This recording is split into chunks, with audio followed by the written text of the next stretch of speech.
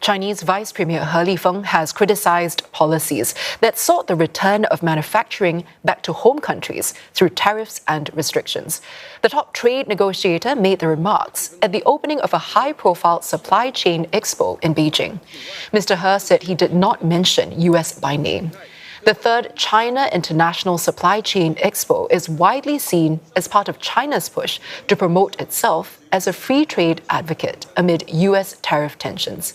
Nvidia CEO Jensen Huang was also in attendance, hailing the country's artificial intelligence innovation. CNA's Si Hui has more. When the China International Supply Chain Expo made its debut 3 years ago, it was against the backdrop of a growing chorus of nations led by the U.S. voicing concern over supply chain dependence on China. As the event enters its third edition, not only has the issue not gone away, but it's also gotten worse. At the opening ceremony in Beijing, Vice-Premier He Lifeng, who led talks in London that resulted in a temporary trade truce with the U.S., did not mince his words. 人为破坏国际分工，只会推高企业的成本，阻碍世界经济的发展，损害各国人民的福祉。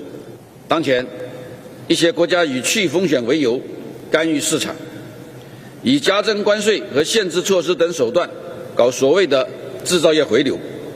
To drive home the message, a document known as the Beijing Initiative was released at the opening ceremony, calling for the dismantling of high walls that divide trade, investment, technology and services, a clear reference to U.S. tech blockade against China. Seen as a win in China's efforts to push back against U.S. trade restrictions, Mr. Jensen Huang, CEO of U.S. chip giant Nvidia, attended this year's event as a headline speaker. It's his second trip to China this year, during which Mr. Huang said his company will resume sales of the H20 chips to China.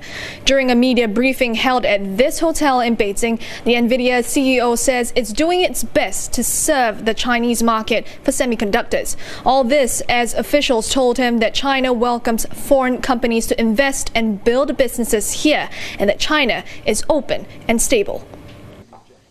On his usual charm offensive, the Nvidia CEO has been winning fans in China. Speaking to reporters, he's also full of praise of China's progress in new technology such as AI. At the model layer, the technology is advancing very quickly. But the application layer, China is moving so fast. So many different applications. You know, China is fast to both invent a new technology, but also to integrate the technology, to apply the technology. And because there's so much competition in China, right? So many people, everybody wants to build a great company or great new business and want to succeed. A lot of great capabilities come out. Mr. Huang is in the Chinese capital as Nvidia made its debut at the Beijing Expo. The 5-day event features more than 650 companies and institutions from 75 countries and regions. China's multi-year efforts to reassure the world of its role in supply chain stability came as the U.S. views its dependence on Chinese supply chains as a national security risk. So we did see the leader from Nvidia talk about the ability now to bring the H20 chips to China. What I would read from that is, number one, that the U.S. is supportive of trade with China within limits. And so it's, of course, important that U.S. companies abide by rules in both countries. But I think it's a positive sign that the U.S. and China have found ways to continue to trade. So it is true that the U.S. and China seem to be making good progress on trade talks. There continue to be a number of areas where AmCham China feels there could be more access.